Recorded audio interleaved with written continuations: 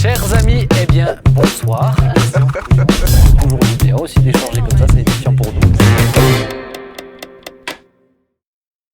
Sommes-nous dans un contexte, je parle de notre contexte à nous en Occident, où nous pouvons exercer notre foi? C'est-à-dire, par exemple, pour les miracles, il y a si facilement des traitements, des choses comme ça, pour les guérisons. Est-ce qu'on est dans un contexte, est-ce que vous le pensez, qu'on est dans un contexte où on peut facilement exprimer notre foi? Même par exemple, j'affine juste, mais sur le plan financier. Dépendre de Dieu. Mais je dirais que... je voudrais pas te faire injure, mais je... Mais c'est des questions, je vois pas la question. Ah oui. Eh ben, la question. Parce que être chrétien, être disciple de Jésus, c'est vivre par la foi.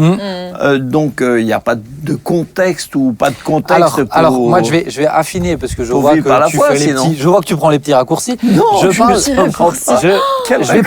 vais parler par exemple facilement aujourd'hui. Au lieu de prier pour une guérison d'abord, on va prendre un médicament. Par exemple. Oui. Est-ce que de ce fait-là, par exemple, beaucoup de gens ne prient plus pour que le Seigneur pourvoie à tous leurs besoins, parce que le salaire rentre tous les mois. Donc toutes ces choses-là, petit à petit accumulées, la vraie question, c'est est-ce que beaucoup de gens vraiment comptent véritablement sur le Seigneur? Ils croient en Jésus, d'accord, mais est-ce qu'ils comptent véritablement sur le Seigneur? En termes de foi, en termes d'expérience concrète, il y a croire en Jésus, principe de vivre par la foi, mais toutes ces choses-là... Vous voyez ce que je veux dire ou pas? Oui, dans le quotidien. Après, je pense que le Seigneur nous connaît chacun et que finalement, il sait défier notre foi et faire grandir notre foi. C'est lui, encore un petit verset, c'est lui l'auteur de la foi. Non, je plaisante, mais il va la faire grandir. Donc, d'une manière ou d'une autre, il va nous permettre de l'exercer. Alors, peut-être pas nécessairement dans le domaine financier ou dans le domaine de la santé, mais il va savoir challenger notre foi. Ouais, mais est-ce que c'est juste? Est-ce que par exemple, c'est une question que je me suis posée, les progrès pour la santé peuvent-ils nous empêcher de vivre le miraculeux, ou plutôt notre attachement à ces progrès sur la santé? Non, je pense pas que la possibilité de se soigner n'empêche pas d'avoir confiance en Dieu pour sa santé, comme le fait de recevoir un salaire n'empêche pas d'avoir confiance en Dieu qui pourvoit à tous nos besoins. Comme je sais pas, tout est question de vraies relations. Vivre dans la foi, c'est vivre dans la présence de Dieu et vivre en entendant ce qu'il nous dit. Alors, je parle pas que Dieu devrait nous corner dans l'oreille régulièrement, mais c'est vivre en faisant ce que Dieu nous dit. Or, tous les disciples, dans toutes les cultures et situations possibles, ont à servir Dieu, donc à savoir ce que Dieu leur demande et à le faire avec confiance. Comment vous expliquez? Alors peut-être pour tous ceux qui me regardent, moi j'ai pas de parti pris, je joue un petit peu, j'allais dire l'avocat du diable, mais c'est pas du tout ce que je joue en fait. C'est pas du tout ça. Ouais, c'est pas qu'on va te mettre c'est pas la bonne expression. Mais voilà, j'essaye d'amener la discussion et la réflexion. Mais comment alors on explique? Souvent on l'entend quand même. Il y a plus de miracles aller sur le continent africain parce qu'ils en ont plus besoin. C'est sûr que le fait qu'il y ait des possibilités comme les soins médicaux, etc., ou la facilité matérielle qu'il y a dans des pays développés, évidemment, ça, quelque part, ça peut devenir un piège parce qu'au lieu de compter sur Dieu, on se centre que sur ça. C'est ma question du début. Oui, ça, c'est ouais, mais ça veut pas dire non. Ça veut dire qu'il y a un piège, qu'il peut y avoir un piège là-dedans, mais ça n'empêche pas de vivre par la foi. Mais il peut y avoir un piège. Ah oui. C'est-à-dire que, par exemple, moi je connais quelqu'un qui gère au taquet son compte bancaire. Mais vraiment, il est au taquet du taquet. Et c'est une personne elle avait eu une transition. Et cette personne, facilement, elle me disait, elle peut avoir cette difficulté, c'est un ami, donc il me parle de ça, il n'y a pas de tabou, et il peut avoir cette difficulté de dire, mais attends, je vais être tout juste, est-ce qu'il faut quand même que je donne pour Dieu ou pas? Par exemple.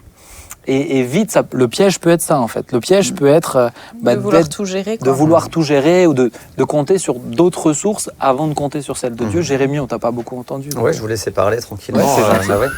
Après, je me dis, c'est sûr qu'on compare souvent entre en Afrique ou en Europe. Notre façon de vivre chez nous, on a tout ce qu'il faut, on travaille, on gagne notre argent, on a un toit, on mange comme on veut, voilà. Mais je me rappelle de Jokel, notre frère qui est pasteur au Sénégal. Il disait, mais lui, quand il est venu ici, il rencontrait une difficulté qui était plus, c'était toute la tentation qu'il y avait ici, dans notre pays. Et de se dire, mais moi, je préfère être en Afrique et compter sur Dieu dans la vie de tous les jours, je dirais, dans le quotidien, que d'être confronté à toutes ces tentations qui sont dans notre pays. Et je me dis, on exerce notre foi, bien sûr qu'il y a les finances, il y a un toit et tout ça, mais il y a toutes ces tentations qui sont là où on dit on n'a pas envie de rentrer dans certaines choses parce qu'on veut rester droit devant Dieu, obéir à Dieu par rapport à ce qu'il nous dit. Mais concrètement, alors comment exercer notre foi dans notre contexte à nous? Concrètement, si on a un travail, un salaire, si on a un bon médecin, concrètement, comment tu fais? Moi, je dirais concrètement, c'est la relation avec Dieu. Qu'est-ce que Dieu me demande? Quelqu'un peut être... c'est comme être des gens généreux. Il y a des gens qui sont riches, qui sont généreux, des pauvres, et des pauvres qui sont avares. Il n'y a pas besoin d'être... on peut être avare en étant très pauvre. C'est la relation qu'on a avec les biens qui change, qui fait la valeur. Donc quelqu'un, je me souviens du témoignage d'un monsieur qui était industriel, et il disait que... je me souviens plus son nom, il avait lancé les premiers engins à chenilles, tout ça, les de BTP, tout ça. Et il avait la locomotive. Non, pas les locomotives. Il est bête. Mais les bulldozers, les pelles mécaniques, etc. Et au début, il donnait 10%, comme ça, volontairement, c'est pas une loi. Et quand ses affaires marchaient, il est arrivé à donner 20, puis 30. Pour le Seigneur, tu veux dire? Pour le Seigneur, pour les choses de Dieu, pour le royaume de Dieu, pas forcément dans des structures, c'est ce que Dieu lui faisait. Et à la fin, il avait quasiment inversé la tendance. Il gardait 10%. Il donnait 90% de ce qu'il avait. Personne ne lui a dit de le faire, il n'y a pas de loi, c'est pas une règle, mais il a dit, c'est ce que Dieu... Pour le faire, ça lui demande de la foi. Ouais. Mais c'est ça, après, je pense qu'il y a les fameux pas de la foi que Dieu nous demande parfois, et c'est tellement personnel parce que aussi t'as des gens qui vont avoir plus de mal avec le côté financier, par exemple la sécurité financière ou autre, et je pense que Dieu vient chercher chacun dans ses propres défis, dans ses propres difficultés, et donc ce qu'il va demander à Jérémie va peut-être pas me le demander à moi, parce que peut-être que ce qu'il demandera à Jérémie, pour moi ce sera même pas un pas de la foi, tellement j'ai confiance. Non, je rigole. C'est beau, mais ce qu'il va me demander à moi... Non, mais spirituel. Mais ce qu'il va me demander à moi, peut-être que pour Jérémie, ce ne sera pas un pas de la foi. Et je pense que Dieu nous connaît tellement bien que je trouve que ce que tu dis, Jean-Marie, ce que tu dis, c'est vrai. Ça va dépendre de notre relation avec Dieu. Et de finalement savoir... qu'est-ce que Dieu attend de moi aujourd'hui, quoi. C'est vraiment l'exemple de cette vieille femme qui va donner sa petite pièce. Jésus va regarder et va dire, mais tous, ils ont donné, ils en avaient largement, mais elle va donner de son nécessaire. Et je crois que c'est ça que Dieu nous demande, chacun de nous, qu'on donne beaucoup, pas beaucoup, même dans notre façon de vivre. Mais je pense que de temps en temps, c'est bien de se poser la question, mais de quoi je dépends vraiment. Oui. Et puis là, de faire un petit, de quoi je dépends vraiment. Par exemple, moi je sais que si j'ai un problème de santé, je vais d'abord prier. Je vais pas d'abord, mais parce que mon vrai souci c'est de m'assurer. D'abord, je dépends de, bien sûr, je dépends de Dieu, du fait il a donné les médicaments, etc. Mais de temps en temps se poser la question, mais de quoi je dépends vraiment, ça nous permet d'éviter de tomber dans ce piège-là aussi. Et puis je pense que des fois la foi, on voit trop, enfin pas trop, mais c'est sûr que les premiers exemples concrets de la foi, c'est souvent à propos de la santé, de l'argent, du matériel, etc.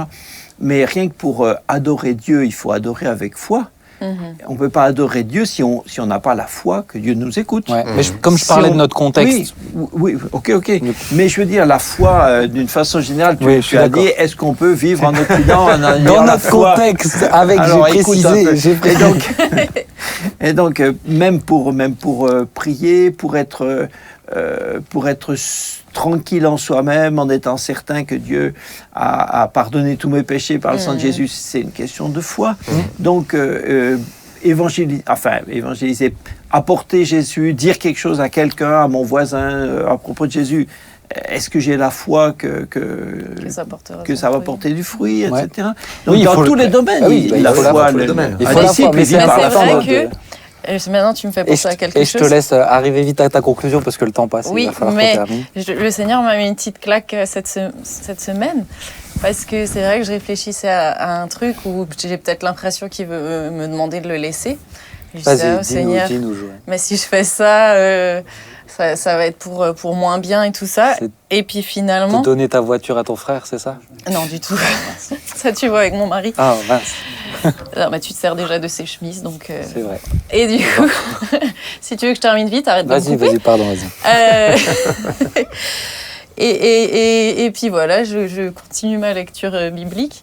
Et puis je tombe sur le passage où il y a un jeune homme qui veut suivre le Seigneur et il lui dit je n'ai pas d'oreiller où mettre ma tête, quoi, en gros.